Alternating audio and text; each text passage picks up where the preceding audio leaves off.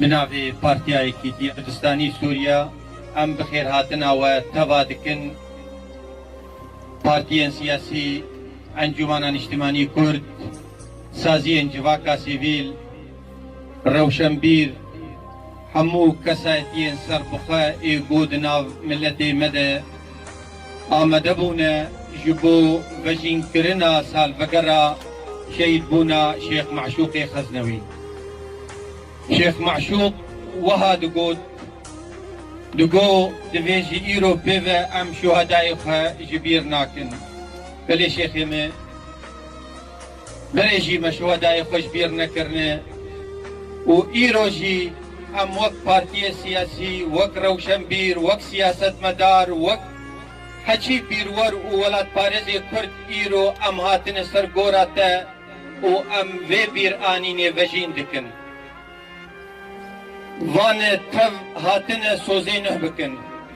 Sozê nûh bikin dibêjin em ê berdewam bin di berevaniyê di ber mafê milletê xwe de.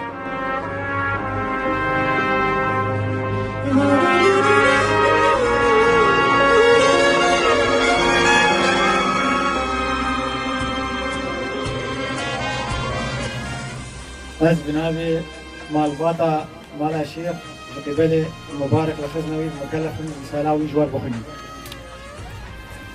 Bismillahirrahmanirrahim. الأخوات والأخوة الكرام، الحضور السادة في حزب يكيدي الكردستاني في سوريا، باسمي وباسم العائلة أتقدم لكم بجزيل الشكر والامتنان على هذا الحضور لتستذكروا شهيدكم شيخ الشهداء معشوق الخزنوي، وهي وصيته لنا جميعا في تأبين الشهيد فرهاد عندما قال: لن نسمح بعد اليوم أن تنسوا شهداءكم. نعم، لن ننسى شهداءنا وما نسيناهم، وها نحن نستذكر شيخ الشهداء ونجدد العهد له كما قال: إننا عازمون على أن نعمر ما هدمتموه.